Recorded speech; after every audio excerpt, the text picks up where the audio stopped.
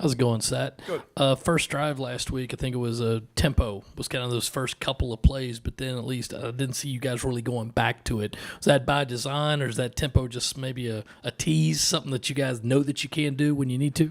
We wanted to get back to it, but I think just the inconsistent play that we had, like we never could get into a drive to utilize it. It felt so good on that first drive because we got first downs and was rolling, was able to use tempo, and I think our guys played better that way. So we've got to start executing and extending drives so we can continue to use it to our advantage. Arkansas might be without one or both of its starting safeties Saturday. We still don't know. How does that factor into a game plan, or how much do you just still focus on what you're doing, even if the other team might kind of be at a big disadvantage at one certain spot? You're very cognizant and aware of their injury situation and how that might change them. But right now we're just really, like you said, focusing on ourselves and trying to fix some issues.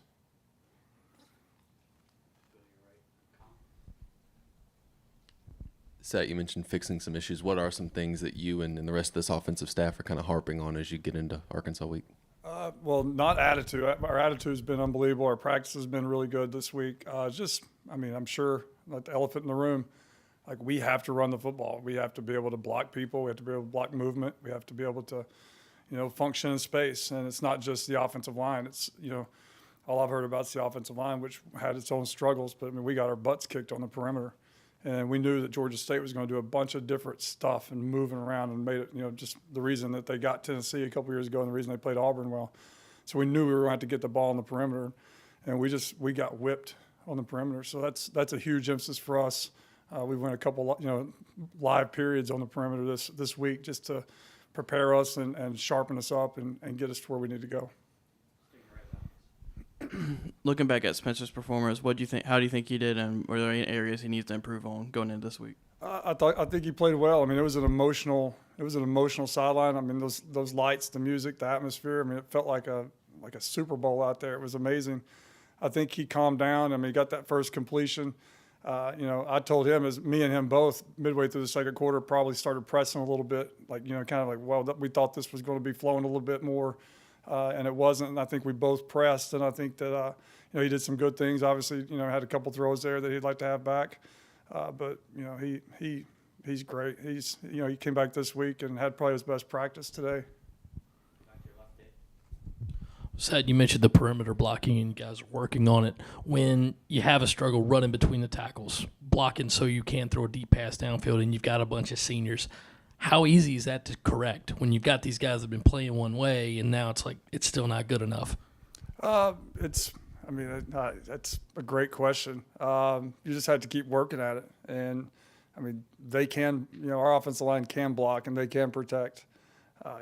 Sometimes they get beat, and sometimes it's their fault. Sometimes it's not their fault. So, we're just going to keep working, keep plugging away. I'm not down on them by any stretch. I knew that Georgia State, we're going to play bigger, faster, more athletic guys in the SEC. So I understand that, but that's a very talented defense who's got a lot of people that played a lot of football, and they move around and got on edges. We were on edges all night. So I think we'll be okay. We're just, our guys just keep working and grinding. Sad, obviously, we saw Spencer sort of the ability to extend plays a little bit. Is that something you can build into the offense a little bit midseason, or I guess, one weekend? But, is that something you can build in, maybe some more rollouts, some things to get him moving, get the pocket moving a little bit, that kind of thing? I think so. The superpower he has is a lot like those. Again, I hate referencing Oklahoma, but, those guys, Baker to Jalen to Kyler, all of them, that's how they played. It's not really mayhem scramble. It's just he understands time and space and very casually knows how to move out of the pocket, never really out of control. So I think it's something that you can use to your advantage offensively, especially when you're trying to, move the pocket and protect the passer. So I think, that'll grow within our offense, but it's really just, him it's his game. I was calling him Fran Tarkenton, and he had no idea who the hell Fran Tarkenton was, so we had to look it up on YouTube. And following up on that, Marcus, obviously he can scramble and you want to exploit that, but are you comfortable as a play caller knowing how much he means to keep kind of putting him out there in, quote, harm's way? Yeah, as long as he's smart. When he's out there, he can control the narrative, most of the time. So he knows when he needs to get down, when he needs to give up on a play. he's got a very good understanding of just spatial awareness and how, maybe not to take that big hit. He can kind of position himself. So, knock on wood, I mean, he's got to do everything he can for us to, move the ball and be successful as a team. So he's willing to do that. So you mentioned you and Spencer both kind of pressing a little bit after that first quarter. How do you kind of shy away from doing that? Is it easier said than done to try to not press when the offense might not be moving the way you thought? It's a terrible feeling because you feel it. Like, I mean, the guys have great, like last year, I don't know. I think we would have had some, pointing fingers and complaining, in certain times. This year, our guys just came on the sideline. They were frustrated, almost to the point they were just kind of like, all right, next one. They were relaxed. They knew that eventually something was going to happen. I think me as a play caller, I just started trying to, what can we do to get, 5 yards here to get us started on this drive? And sometimes you try to be a little bit too perfect out there, and I think it kind of makes you feel claustrophobic. So, we got to just let it go and just run our plays and try to, like you said, utilize a little tempo and get our guys to relax. I think we'll be all right. Hey, Coach. Those 2 interceptions that Spencer had, how much of that do you put on just bad decision-making on his part, and how much of that was sort of the factor of other things, the receivers, the O-line, and all that? Had zero to do with the O-line. And, had everything to do with just, there was the one could have been, it was a little high, could have been caught. So, I mean, that's kind of a 50-50 thing that happens. And then I think he'll tell you the other one, he's out moving around the pocket. I think that, he could have ran the ball right there, could have checked it down, but he can't force the ball into coverage like that. And I think, he owned that one. And he's again, today, he did a couple things today out on the practice field. It was awesome, and remedying some of the situations, and he would do it and just start yelling at me and laughing and high-fiving and stuff. So he's phenomenal.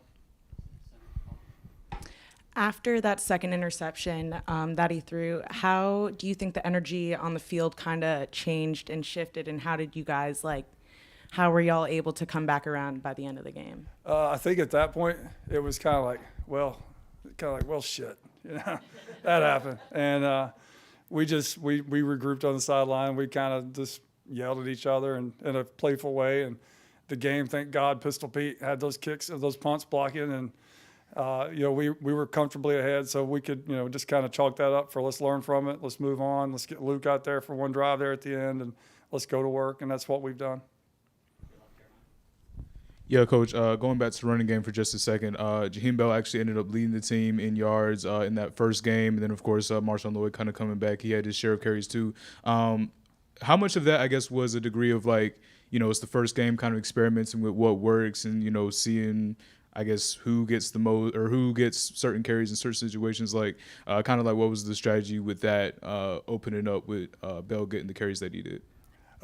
Bell's going to touch the ball a lot every game. And, at least when you're handing the ball, he doesn't have to, we don't have to rely on a matchup and a route and a ball going from the quarterback to him in the air. There's a lot of variables that are taken out of the equation. So when you're handing the ball, at least he's touching it, and he needs to have a bunch of touches. So his role will continue to grow, carrying the football and running routes and doing anything that we possibly can to get the ball in his hands. And obviously, if you can get the ball in his hands in space, it's even better on the perimeter.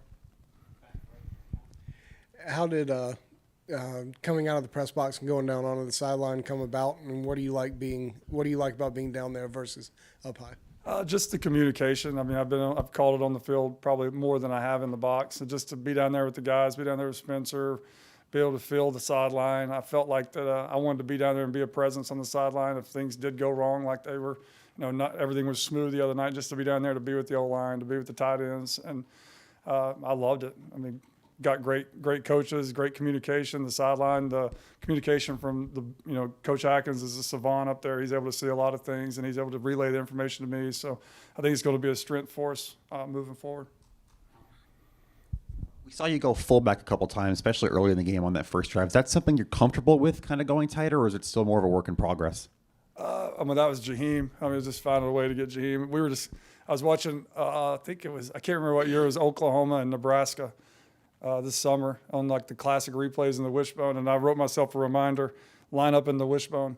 And so we lined up in the wishbone and ran a little belly there on short yardage, and see if that, hopefully that the wishbone kind of grows. You start, like we talked about, telling a story, with the plays, it starts with that, and then how does that expand, moving forward.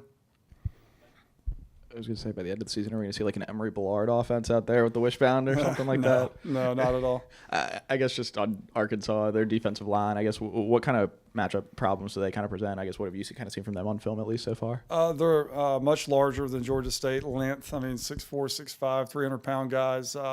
Their strength is going to be their length up, their girth up front, not as much of the, moving and stemming and angling and doing all the stuff that we faced last week. So just to be able to move the line of scrimmage, make sure that we're getting on proper angles, staying on those angles. And I think, they play 4 down and they play 3 down. And, they may play a whole game of 4 down and then the next 2 games be all 3 down and then the next game be 4 down. So we've had to pull back a lot, which is probably good, in the run game, just because we can't rep it all versus all the different looks. So, we've got a nice, simple attack and attack these guys, and hopefully our line, improves.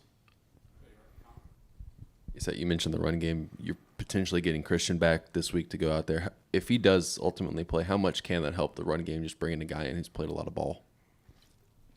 A lot. I mean, he's that kind of that consistent low to the ground, like just a stump, basically. You give him the ball, he's going to move that thing forward 2 or 3 yards at worst. So just to have, again, his maturity, and, he's had a lot of experience playing at Wake, just to get him back on the field will help us tremendously, especially at that position.